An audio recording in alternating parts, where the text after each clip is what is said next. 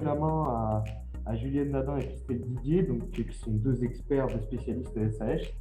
Pour expliquer un petit peu aux personnes qui n'étaient pas présentes, on a envoyé un questionnaire aux participants de la table ronde en fonction de leur type de métier, on va dire, entreprise, de formation, etc. Donc je les invite à venir nous faire une synthèse, hein, encore une fois, voilà, un petit quart d'heure, entre guillemets, des réponses et des conclusions que l'on peut tirer des questionnaires qui ont été envoyés à nos participants. Est-ce que vous m'entendez? Très bien, madame. Oui. Très bien. Alors bonjour à tous. Comme je sais que le temps est court, on va avec Julienne être très très synthétique. On s'est réparti le travail. Je vais donner quelques éléments sur ce qui est ressorti des questionnaires en pointant seulement certains des points qui ressortent en lien avec ce qui a pu être dit dans le colloque, et elle apportera le regard de son point de vue. Moi, je suis maîtresse de conférence, je suis sociologue de formation et maîtresse de conférence à l'université de Lille, donc ce sera plutôt ce point de vue-là. Bon. Bien que l'enquête ne soit pas une enquête avec un nombre très important, c'est plutôt des petits points qui ont pu être sondés ici et là. Alors, il y avait les formateurs d'un côté, des industriels et les gens issus de syndicats qui ont apporté des avis. Deux points que je vais ressortir des propos des formateurs. Le besoin en effet d'adapter les formations, de créer de nouvelles formations, en particulier pour les doctorants, des soft skills pour le virtuel. Donc quel type de besoin? Il y a la notion de la maîtrise des outils. Évidemment, je pense aussi à Monsieur Péguet qui parlait tout à l'heure de penser à l'ergonomie des nouveaux usages. Donc un premier point autour des outils et un point autour du management, d'être capable donc de manager des équipes à distance. Et je pointerai aussi ce que disait tout à l'heure Fabrice Ville sur le fait que les digital natives sont peut-être pas toujours aussi doués qu'on l'imagine. Ils ont beaucoup réclamé le présentiel d'ailleurs, même s'ils demandent le nombre de jours de télétravail qu'ils auraient dans leur nouvelle entreprise. Mais surtout, ils ne sont pas forcément toujours vigilants à tout ce qui relève de la protection des données, l'utilisation des usages. Donc il y a un peu un paradoxe auquel il faut être attentif et que les formations à prendre en charge. Et Fabrice Ville évoquait aussi la possibilité de faire du télétravail en formation dans des situations de simulation qui est une piste intéressante. Le deuxième point, pour donc ne pas prendre trop de temps sur les paroles de formateurs, relèverait d'une différence qui était attendue, en tout cas des auteurs du questionnaire, éventuelle entre les garçons et les filles. Le questionnaire suggérait que les filles pourraient être plus intéressées par le télétravail et qu'on leur en parle en formation. Et je pointerai ce que Madame Mowgli évoquait tout à l'heure, qu'en effet le virtuel peut attirer des filles, par exemple dans la mécanique, qui seraient plus à l'aise avec l'écran qu'avec l'univers de la mécanique. Je rappellerai qu'on a pensé longtemps, et ça a été un peu le cas, que l'informatique a attiré des filles. Ça a été le cas au tout début de l'informatique, pour aujourd'hui ne plus du tout être le cas. Donc ça, c'est pas évident. Et donc je pointerai aussi ce qu'en écho a pu dire Florence Dufour tout à l'heure sur la question de la charge domestique. Peut-être que les jeunes filles, même des gens en études, sont pas complètement dupes, que si on n'a pas vraiment un bureau à soi, c'est mieux de quitter la maison pour aller travailler à l'extérieur. Donc ça, c'était sur les paroles de formateurs. Sur les industriels, une question a été évoquée autour du passage, de la transition entre le travail à distance et le travail présentiel. Alors, Monsieur Estrade, en début de journée, évoquait le fantasme du travail en continu qui tiré des États-Unis, se poursuivrait en Europe pour se poursuivre en Asie. Sur le papier, c'est très beau. Il le disait lui-même que tous les non-dits, tous les malentendus culturels font de ce fantasme quelque chose qui n'est pas forcément réel. Il n'empêche que les industriels voient tout à fait, on en a parlé aussi toute l'après-midi, comment il est possible de faire un bon travail d'ingénieur virtuel ou plutôt d'ingénieur hybride. Mais, et là, les trois derniers orateurs que nous avons eus, M. Perrin, M. Boustia et M. Benamou, nous ont rappelé à quel point la présence physique apportait quelque chose qui est fondamental pour le travail collectif. Ce qui a été signalé par les industriels aussi, c'est d'avoir des outils adaptés, bien adaptés. Ensuite, un risque, un écueil, une inquiétude qui a été partagée, c'est les tensions qu'il pourrait y avoir entre des collaborateurs en présence et d'autres à distance, ce qui nécessite une organisation explicite et très rigoureuse. Y a-t-il une modification dans les chaînes de responsabilité? Un des répondants a souligné les questions d'assurance du matériel, de la sécurité informatique, et ça résonne avec ce qu'on disait tout à l'heure autour de justement des jeunes ingénieurs, des étudiants pas forcément très alertes sur ces questions de sécurité. Y a-t-il un droit du travail à adapter? quelqu'un évoquait la nécessité d'accords cadres pour le télétravail. Ensuite, il y a 2 points que j'évoquerai qui font écho à ce que je disais tout à l'heure. Les industriels concernant la question est-ce que le télétravail va favoriser l'égalité homme-femme répondent comme un seul homme. Je ne sais pas si ce sont des hommes ou des femmes qui ont répondu, mais non, tout à fait sensible au fait que cette question de charge mentale, charge des enfants qui n'est pas encore répartie de façon équitable pourrait plus poser problème aux femmes qu'aux hommes dans le télétravail. Le lien éventuel du télétravail avec des indicateurs RSE est peu souligné par les industriels, mais on le voit plutôt dans la réponse qui ont été données par les personnes issues des syndicats. Et là, je ne citerai que quelques points puisque c'est beaucoup en accord avec les autres. Sur la condition des femmes, c'est les mêmes points qui sont soulignés. La nécessité de formation complémentaire est citée en répartissant ce qui relèverait des écoles sur des savoir-faire un petit peu généraux de base et des savoirs plus sur des outils spécialisés qui relèveraient cette fois de l'entreprise. Sur les risques des tensions entre les collaborateurs en présentiel et à distance, les répondants issus du monde syndical sont très vigilants sur ce point. Y a-t-il, selon eux, un risque d'entrave à l'action syndicale? La réponse est négative, mais je vous avouerai qu'en la lisant, je me disais que c'était peut-être pas si simple. On a beaucoup parlé de la machine à café cet après-midi. C'est un endroit où les discussions sur les conditions de travail, la souffrance au travail, se passent quelquefois mieux qu'à travers un écran. Et le dernier point, je m'en arrêterai là, sur la question de la responsabilité sociale des entreprises. On a vu à plusieurs reprises cet après-midi comment les ingénieurs, en particulier les jeunes ingénieurs, sont sensibles à la question du sens du travail, de l'utilité sociale, de l'empreinte écologique des activités auxquelles ils vont participer. J'ai vu cela dans les questionnaires, les réponses données par les personnes issues du monde syndical autour de la réduction des impacts de développement qu'apporte le télétravail. Mais attention, et là c'est moi qui le rajoute, c'était pas dans le questionnaire, à l'empreinte écologique énorme du numérique qui est donc extrêmement nécessaire quand on est dans cette approche du travail. Donc voilà, j'ai essayé de vous rendre assez vite les éléments qui ressortent de l'enquête et je laisse Julienne commenter et conclure cette partie du colloque. Merci Christelle. Merci beaucoup Christelle. Effectivement, c'était intéressant et c'était intéressant de recueillir en tout cas ces retours, même si on aurait effectivement aimé avoir plus ample participation, mais ça nous donnait déjà des pistes, en tout cas de réflexion et d'échange par la suite. Il y a un point que vous avez soulevé sur la partie formateur et le fait d'adapter les formations.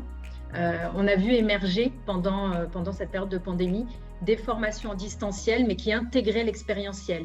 Et donc, je trouve que finalement, on parle d'ingénieur virtuel. Alors, d'ingénieur virtuel, on a sauté sur la partie ingénieur hybride, et donc ce télétravail hybride. Et finalement, ça sera peut-être aussi la tendance vers tout un tas d'approches, c'est-à-dire des recrutements hybrides, des formations hybrides, où on intègre l'expérientiel dans du virtuel, où finalement on va chercher dans ces deux cultures, parce que je le vois dans deux cultures entre le présentiel, l'humain, le contact physique et le contact distanciel virtuel, aller chercher finalement dans ces deux cultures qu'est-ce qu'on peut aller retrouver, quels sont les avantages de chacune. C'est-à-dire, on a vu, et on en a parlé cet après-midi, l'avantage des réunions sur Zoom, c'est qu'en général, elles commencent à l'heure et elles terminent à l'heure, ce qui n'est pas toujours le cas en présentiel. Donc, il y a cet aspect efficacité. Donc, est-ce qu'on ne peut pas aller chercher effectivement cette efficacité-là pour gagner du temps en entreprise? Et quand je dis gagner du temps, ça peut nous permettre de faire autre chose, de passer moins de temps, mais d'être plus efficace dans ce que l'on fait. Et puis, à contrario, l'humain et ces moments informels qui existent dans le présentiel, pourquoi pas aller les chercher dans le présentiel, mais aussi les apporter dans le virtuel. Donc, cette hybridation, finalement, elle peut s'installer dans différents rouages du travail, du monde du travail. Autre sujet relevé, celui de la partie hybridation et notamment au côté industriel et d'un point de vue des industriels. Et c'est je pense que c'est cette hybridation adaptée, c'est-à-dire que oui, le télétravail dans certains cas, c'est super, c'est génial. Oui, le présentiel est nécessaire dans d'autres cas, mais finalement, c'est au regard de mon entreprise, de mes besoins, de mes enjeux quel est mon besoin et donc quelle est la manière dont je vais pouvoir adapter ces nouveaux modes d'organisation et de travail. Et moi, en tant que candidat, en fonction de mes besoins, de ma situation personnelle, de mes ambitions professionnelles, comment je vais pouvoir aussi adapter mon projet de carrière avec ce critère de télétravail, travail à distance ou hybridation. Donc ça, c'était le deuxième volet. Vous avez soulevé aussi la partie sécurité informatique. On voit que les sujets de cybersécurité sont des sujets qui sont de plus en plus portés, que ce soit d'un point de vue, je dirais, public et privé, parce qu'il y a une cybercriminalité qui évolue et qui a fait un boom pendant cette période de Covid. Je suis réserviste de la gendarmerie nationale et c'est vraiment un sujet qui est à l'ordre du jour aujourd'hui. Et donc, du coup, effectivement, permettre ce travail distanciel, ça soulève aussi des questions de sécurité. C'est-à-dire que comment je transmets l'information, est-ce que l'information et les fichiers que je transmets, les données que je transmets, que je communique, est-ce qu'elles sont sécurisées, oui ou non? Et puis dernier point, toujours pour parler des risques, mais là on est plutôt sur le risque humain, c'est un petit peu finalement ces angles morts que l'on a avec le travail distanciel c'est parfois ces petits risques psychosociaux, c'est-à-dire que quand on a eu un clash, un conflit en entreprise ou quelque chose qui s'est mal passé et qu'un collaborateur s'effondre, on le voit s'effondrer. Lorsqu'on ferme l'écran, le Zoom, on ne le voit pas s'effondrer chez lui. Donc du coup, ce sont des notions aussi, des subtilités qui me semblent importantes et auxquelles l'entreprise a aussi une part de responsabilité dans sa responsabilité auprès des collaborateurs. Donc ça, pour moi, c'est aussi un autre risque, en tout cas, à percevoir, sur lequel il faut être vigilant. Et puis, pour terminer, j'ai envie de dire, je crois que la seule chose, finalement, qui soit permanente dans nos vies, c'est l'impermanence. Donc, de la même manière qu'on s'est adapté à des modes de travail tels que nous les connaissons aujourd'hui, on s'adaptera encore. Ça nous demande parfois des efforts un peu plus compliqués. Là, ça a été brutal, pour le coup, avec la pandémie. Mais je pense qu'effectivement, c'était une évidence, cette évolution des organisations. Voilà pour ma part. Merci beaucoup, Julienne Nadin, pour cette deuxième partie de l'analyse des réponses qui ont pu être données. Donc, encore une fois, l'ensemble de ces interventions pourront être retrouvées un petit peu plus tard lorsque nous aurons fait un petit peu le décryptage des 4h30 d'enregistrement que nous allons avoir. Je vais laisser pour le dernier mot de la fin, avant de faire intervenir le ministère, la parole à Steve Péguet pour la conclusion sur la viabilité et sur l'avenir finalement de la notion d'ingénieur virtuel, même s'il a plusieurs noms qu'on a pu les décrire auparavant. D'abord, je voulais remercier à tous les acteurs de ce colloque-là, les organisateurs, ceux qui ont participé, pour la richesse des débats, pour les différences de points de vue. Ça va être très difficile d'apporter une synthèse, d'autant plus que je pense que Christelle et Julienne ont fait un magnifique exercice, donc je vais certainement beaucoup les paraphraser parce que j'ai pris beaucoup de notes, je suis arrivé à peu près exactement à ce qu'elles disaient, donc je vais le dire avec mes mots, je vais beaucoup répéter ce qu'elles ont pu dire de par ailleurs. Je vais juste les présenter différemment derrière, parce que je suis parti un petit peu dans l'ingénieur virtuel. Dans la société aujourd'hui, on parle beaucoup de notions de anyone, anytime, anywhere. Et quand on a parlé d'ingénieur virtuel, ça m'a tout de suite sauté aux yeux. Et autant la partie anywhere, je pense qu'il y a un consensus général. Oui, la notion d'ingénieur virtuel va beaucoup avec la notion d'ubiquité. Ça nous a permis peut-être d'être partout. Là où on ne pouvait pas y être du fait de contraintes. Là où on avait des difficultés avant sans les nouveaux outils. Mais c'est aussi une menace parce que à vouloir peut-être être partout, on est nulle part et on peut perdre l'essentiel, la convivialité, le lien social, on en a parlé derrière, et puis peut-être d'être loin du terrain et de certaine réalité en étant peut-être trop dans le virtuel. Donc derrière la notion Anywhere, j'ai trouvé qu'il y avait un consensus en tout cas là-dessus pour dire que l'ingénieur virtuel, c'est biface, il y a des avantages et des menaces. Le Anytime, c'est pareil. On a vu que on pouvait être beaucoup plus flexible. Qu'on pouvait mieux gérer peut-être justement son efficacité. Par contre, ça pouvait poser des problèmes d'équilibre de vie perso, de vie professionnelle, ça a été dit à plusieurs, chaque fois avantage-menace, comme vous pouvez le voir, et puis ça pouvait même amener un certain nombre d'épuisements, notamment dans la durée, et toujours cette recherche d'équilibre. Le Anyone, c'est beaucoup plus compliqué, même s'il y a beaucoup d'optimistes, il y a aussi beaucoup encore de questionnements. Alors j'ai quelques éléments de réponse, hein. Je pense que on a parlé de la parité. Oui, ça peut être un sujet d'attractivité, mais aussi une menace, parce que derrière, s'il n'y avait pas d'aménagement, on voyait que ça pouvait être contre-productif dans un environnement de travail qui n'était pas sécurisé, notamment derrière.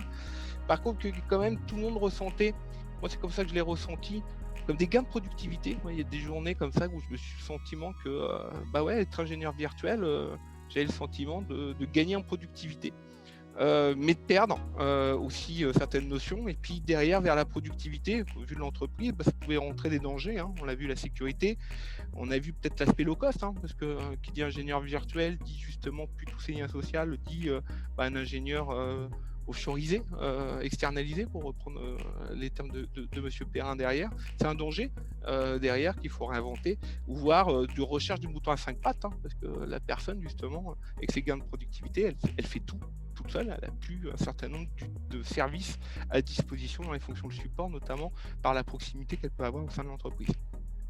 On l'a vu dans la formation aussi, hein, l'accès à la formation, c'est quand même génial, hein, je veux dire, aujourd'hui, des gens, hein, je pense les handicaps, je pense les malades, pouvaient être en coupure d'une continuité pédagogique. Par contre, derrière, ça coupait le lien pédagogique, la pédagogie différenciée était plus compliquée à distance, plus de masse, et on manquait le côté doueur, manipulation, qui pouvait être important dans tout parcours pédagogique associé. Ensuite, on a beaucoup parlé de travail collaboratif qui a été renforcé par je fais toujours l'avantage, mais que derrière, peut-être que le team building en souffrait. Et là, que le présentiel était quand même bien plus utile. On parlait de la machine à café, mais pas que ça. Tous les événements d'à côté qui permettent de construire le team building. Je sais que j'ai eu des difficultés, hein, les déjeuners d'équipe, les moments de convivialité, hein, de fin d'année, etc. Même la galette des rois, impossible en Covid, est très compliqué à distance, même si on peut trouver des choses intéressantes. Et puis l'organisation managériale, le manager dans tout ça. Dans le Anyone, c'est que le manager a changé, et forcément, hein, et ça a été bien dit dans un certain nombre de témoignages dans la seconde partie, hein. Il va beaucoup plus basé sur le leadership, beaucoup plus orienté résultat qu'orienté moyen, contrôle, hein, derrière. Et c'est vrai que ça transforme l'entreprise à repenser son managérial hiérarchique ou matriciel. Ça ne veut pas dire que derrière ça va être supprimé, parce qu'il y a quand même des avantages, mais elle doit être réinventée, repensée pour prendre en compte cette notion d'ingénieur virtuel. Alors pour conclure, hein, pour la pérennité arrivée derrière, on voit que le terme ingénieur virtuel ne plaît pas. Le thème est parfait, parce que ça a permis des débats.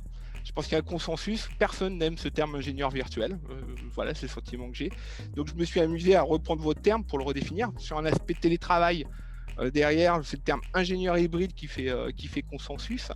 Et si derrière, on est plutôt dans les usages de tous les avantages de l'ingénieur virtuel, on le voyait sur deux termes, hein. Moi j'ai utilisé l'ingénieur augmenté pour l'utilisation de tout ce virtuel. Et puis il y a un autre de vos participants qui utilise ingénieur composite, parce que c'est vrai qu'on a tout le monde derrière soi aussi, à distance, pouvant aider et retravailler et repenser le travail collaboratif. En fait, donc vous l'avez bien dit, hein, il va falloir qu'on s'adapte. Mais pour s'adapter, en fait, c'est quoi? C'est trouver cet équilibre, c'est pour qui va être responsable de ce nouvel équilibre à trouver. Parce que c'est ça maintenant la relance, on n'est plus dans la pandémie, j'espère en tout cas qu'on va en sortir. On a vu les avantages du télétravail, on a vu ses menaces, ses risques, donc il va falloir trouver cet équilibre. Et cet équilibre, la bonne recette, elle va être forcément individualisée, donc derrière, il va falloir que l'ingénieur virtuel, donc je préfère utiliser hybride, augmenté, composite, va être responsable de cet équilibre. Et pour être responsable, il faut être intrapreneur, hein. Julienne l'avait dit derrière, il y a des nouvelles façons de revoir le management pour développer justement plus de responsabilité, plus de créativité dans l'entreprise, donc plus de valeur pour l'entreprise ou l'école ou pareil pour son parcours pédagogique. Ça veut dire qu'il va falloir que l'entreprise fasse confiance. Tout ça est lié. Ça a été dit, le mot confiance a été utilisé à plusieurs reprises, notamment par Philippe Perrin et puis les interventions derrière Philippe sur le sujet.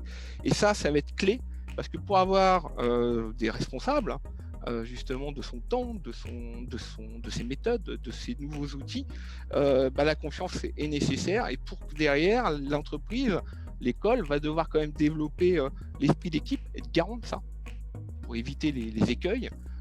Garder justement le collectif et garant de sens. Il faut que tout ça, peu importe les moyens, peu importe les outils, il faut une finalité, du sens parler d'orientation résultat plutôt qu'orientation de moyens, mais aussi tout ce qui est nouveau sens. Et je pense que ça a été dit, mais peut-être pas beaucoup discuté, comment ce nouvel ingénieur va aussi intégrer les nouveaux défis liés à la transition énergétique, les nouveaux défis liés aux impacts environnementaux. Et là, on peut s'interroger parce qu'avant, on bougeait, on se déplaçait. Donc, on avait tendance à dire que l'aviation civile devait développer l'avion hybride, devait développer là-dessus. Mais on oublie qu'avant la pandémie, déjà, le numérique, c'était 2 fois l'aviation civile. Là, on n'a plus les chiffres. Je peux vous dire qu'on n'est plus à x2. C'est une évidence. Et c'est pas lié qu'à nos métiers, c'est lié à toute la société. Et s'il y a quelqu'un qui peut répondre à ce défi-là, c'est bien l'ingénieur. C'est pas forcément la décroissance, c'est pas la modification. Il va apporter des solutions pour que justement toutes ces composantes, tout ce qu'on vient de dire, tous ces nouveaux défis liés à la transformation digitale notamment derrière, soient plutôt à répondre aussi cette quête de sens, ces enjeux-là. Et je pense que voilà, c'était pour ouvrir, ce sera peut-être le prochain sujet. Je sais qu'on va faire l'ingénieur entrepreneur pour le prochain colloque, mais peut-être que celui d'après, c'est ingénieur acteur, ingénieur intrapreneur, et surtout qui répond à ces défis nouveaux pour la société. Merci beaucoup Steve Payet pour ce mot de conclusion. C'est vrai que, bon, parlant même d'un petit peu d'histoire personnelle, c'est vrai qu'ayant fait partie d'une jeune école d'ingénieurs, donc l'école d'ingénieurs de Diderot, qui co-organise ce colloque, donc l'école qui a été créée en 2010, donc très jeune par rapport à certaines écoles qui ont été mentionnées aujourd'hui. C'est un véritable bonheur d'avoir ces échanges-là, ces retours d'expérience, puisqu'on est face à des jeunes étudiants qui vont vouloir devenir ingénieurs, ou des ingénieurs techniques qui veulent se poser la question d'entrer dans le management, ou des ingénieurs déjà en management qui veulent se poser la question comment croître dans sa carrière. Est-ce que ça passe par des formations supplémentaires? Est-ce que ça passe par rechercher quels sont les nouveaux besoins, les nouveaux intérêts qui viennent pour les jeunes, pour les jeunes employés, pour les jeunes ingénieurs. Mais il est sûr en tout cas que les ingénieurs sont partie intégrante du futur du développement économique et industriel de la France et puis même de manière un petit peu générale. Alors, il me semble que la ministre n'est pas encore présente, donc je vais utiliser quelques minutes pour remercier notamment le personnel qui est sur place, que là, vous ne pouvez pas le voir, nous sommes en vidéo, mais nous sommes quelques-uns dans la salle, donc j'aimerais quand même les remercier. Notamment, nous avons des étudiants qui ont pris leur temps libre du jeudi après-midi, donc je vais quand même remercier Mathilo, Caroline Yerso, Laureline Rofi et Assam Mediani d'avoir pris de leur temps pour venir travailler avec nous. Également des gens de la direction de l'école d'ingénieurs, Isabelle Lambert, Nora Belaïch et Swad Amarmera. Et enfin, j'aimerais remercier Harry Burel qui gère l'ensemble de la technique à côté pour nous supporter. Il s'avère apparemment que la ministre ne va pas être présente, donc nous allons devoir conclure ce colloque tel quel. Donc c'est à moi que revient le plaisir d'avoir le mot de la fin. J'aimerais remercier l'ensemble des intervenants qui étaient là. On a eu beaucoup également d'échanges dans le chat. Je ne sais pas si tout le monde a pu le voir, mais c'était extrêmement intéressant. Et l'ensemble de ces discussions-là seront sans nul doute bénéfiques, à la fois pour les personnes qui ont participé, pour les personnes qui le verront en replay et pour toute personne qui en entendra parler. Un grand merci à vous tous et merci d'avoir été avec nous pendant 4 heures et en vous souhaitant une excellente fin de journée.